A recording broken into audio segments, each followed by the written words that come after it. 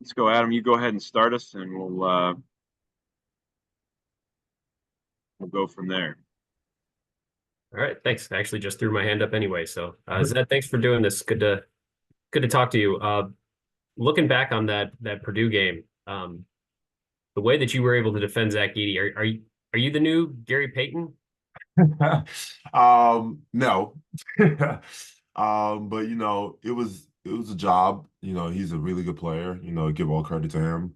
He still had 22 and 13, so he was still very effective, in his play.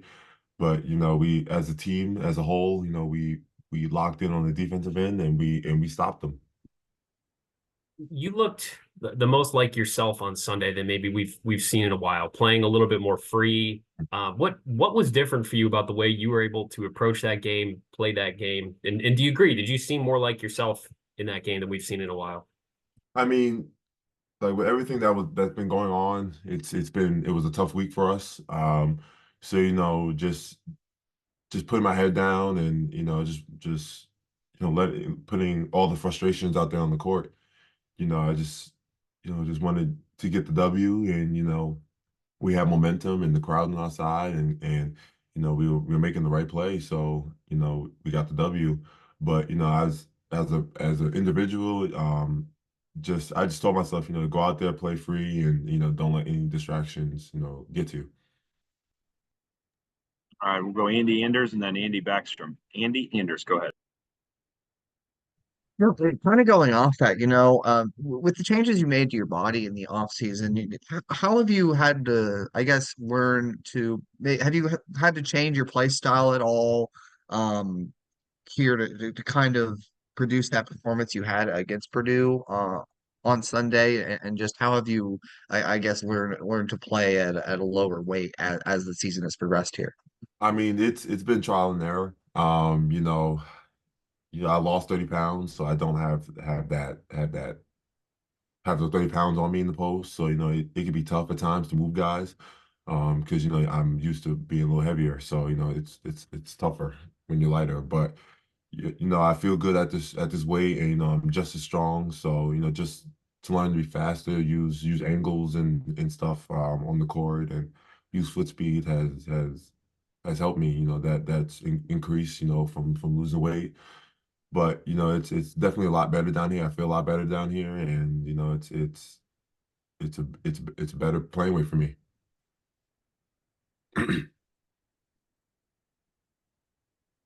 All right, we'll have back Andy Backstrom with Patrick Ingalls on deck. Andy Backstrom. Zed, obviously you've known Holt for a long time. Just how have you processed this last week, and what kind of leadership approach did you take being a veteran on this team? I mean, this week has been tough. It's never easy. It was very unexpected to hear the news when we did, but just from the leadership standpoint, don't let guys see you down.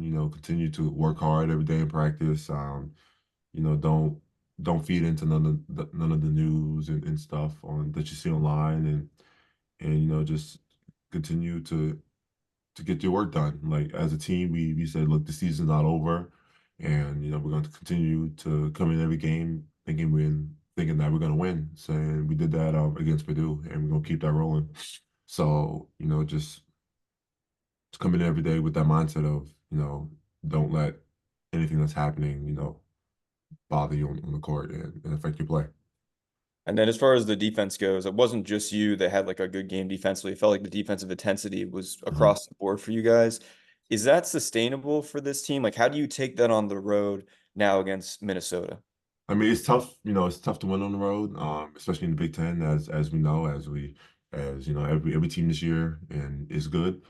But just to lock in on the little details that we're going to go over today in practice, and get better at those, and it's all based in practice. We had leading up to the Purdue game, we had great practices and very intense. Guys were locked in, and yesterday we had a great practice for Minnesota, and I believe we're gonna have a good one today. So guys are willing, ready to play, and locked in.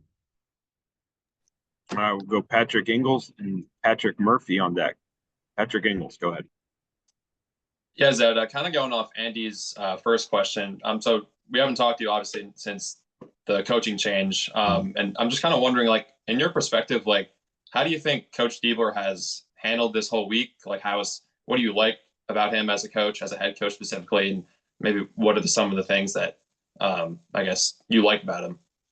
I mean, Deeb, he's a great guy, great coach. You know, he's been in this program, obviously. You know, he's very intense. He holds you accountable, which is really good.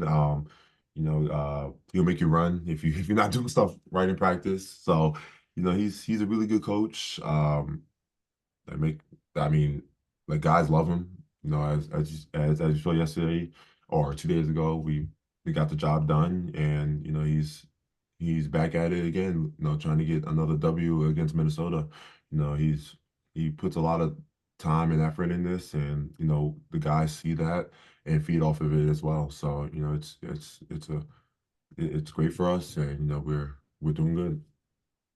Yeah, then obviously for the Purdue game, after the game, there's a lot of emotions in the locker room. Just in your perspective, like what was that like for you? And what was it like to see maybe the whole team come together and win? I mean, yep, there was definitely a lot of emotions in the locker room just from the week that we've had, and you know we pulled out the W and we played so hard. But you know we as you said, we came together as a team, and we knew from that day on and that point on that we're still a contender in this, and you know we're a really good team, and we're gonna try to keep the momentum going. All right, we'll go Patrick Murphy and then Noah Weisskopf. Patrick. Hey Zed, thanks for doing this. You mentioned the practices. Coach Diebler said after the game that would have to sustain. It sounds like you're saying that those have. What has been different maybe in the practices under Coach Diebler than under Coach Holtman? You know, the pace is a little bit more up tempo in practice. You know, we're less time in between drills. You know, from drill to drill, we're like this. So the pace has improved. You know, and that's really the only thing really is the pace in practice, and that I can see from the differences. You know, it's basically you know the same thing, but under under Diebler. So you know we're blessed to have him. You know, as a head coach right now, our head coach of the team, and you know we're gonna as I said, you know he cares about us and cares about this program, and you know wants to see this program win. So he's gonna do everything he can to get us to win. Obviously, you guys don't want you. It would be better if Holtman were still here, right? You guys wanted him. You're 100% with him, but sometimes a shakeup happens and you see these kind of bounce backs. Do you think maybe this was good for the overall program in terms of this team, just to grab guys' attention a little bit more in practice or things like that? Or am I reading you wrong? I think you may got it wrong. You know, it's never great to lose a head coach in the middle of the season or in general. You know, it's tough. You know, there's a lot of playing factors, playing cards that go into there. But you know, it's at this point it's you know whoever's next up. Really, at this point, that's really what it is now. So you know, that's Diebler is the next man in charge, and you know, we're gonna roll with that. All right, we'll go Noah Weisskopf and then Steve Hellwagon. Noah. Zed, given the struggles on the road this season, what makes playing specifically in road atmosphere so tough, especially in the Big Ten? You kind of mentioned it, but and also how can you guys like overcome that adversity, especially tomorrow in Minnesota? Playing on the road is extremely tough. You know, you don't have that momentum, you don't have that fan base behind you at first, and you're coming into someone's like home arena where you don't play at like ever, and they play at all the time. So you know they know like like it's gonna sound weird, but the spots on the rim where they hit like real.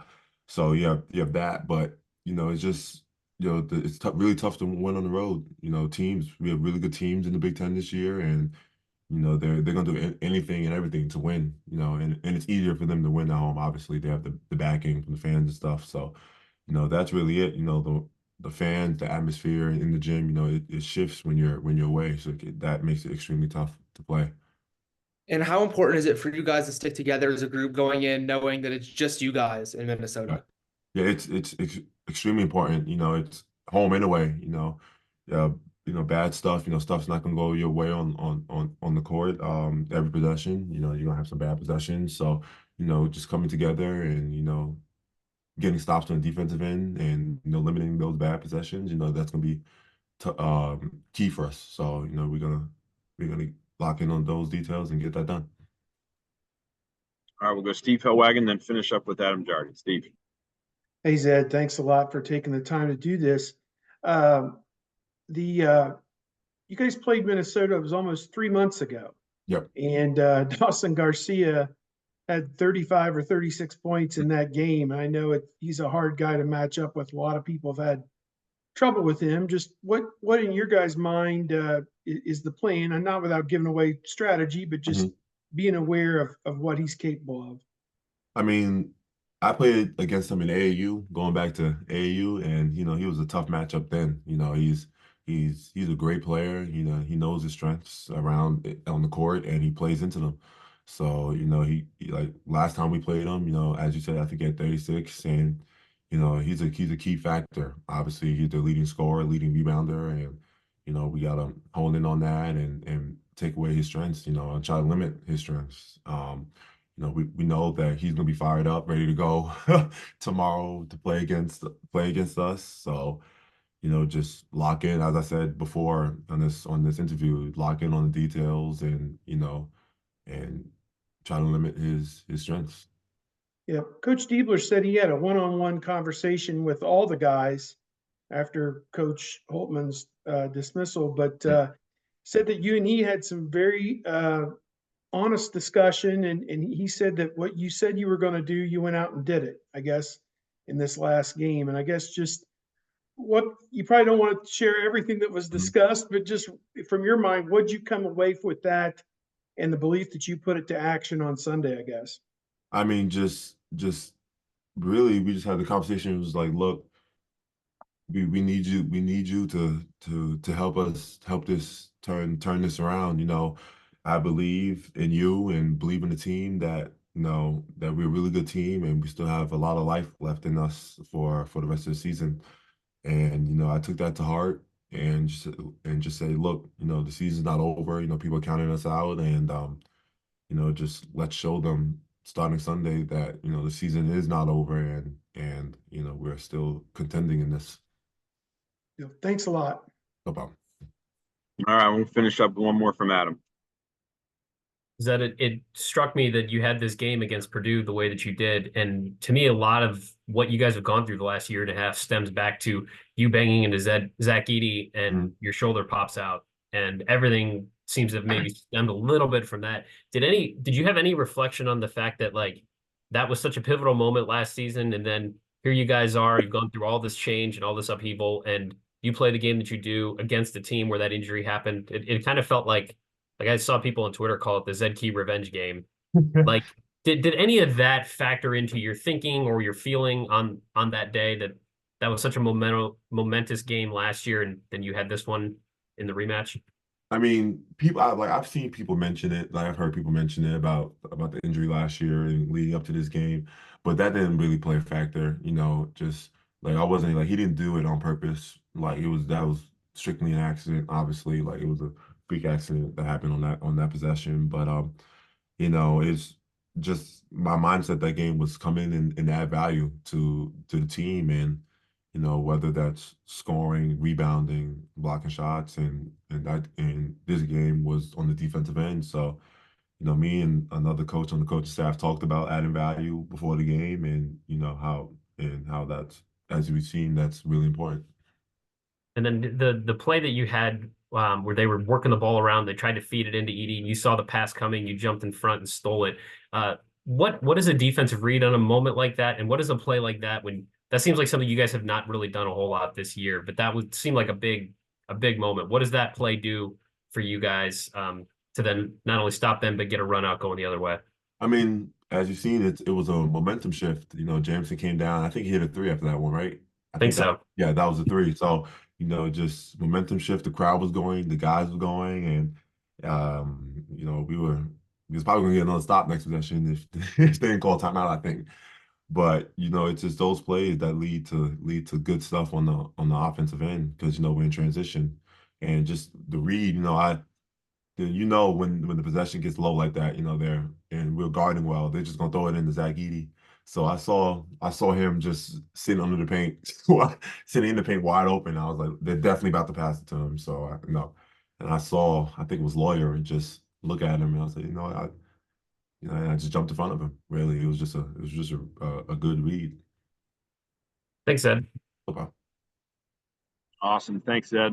No problem. Appreciate the time.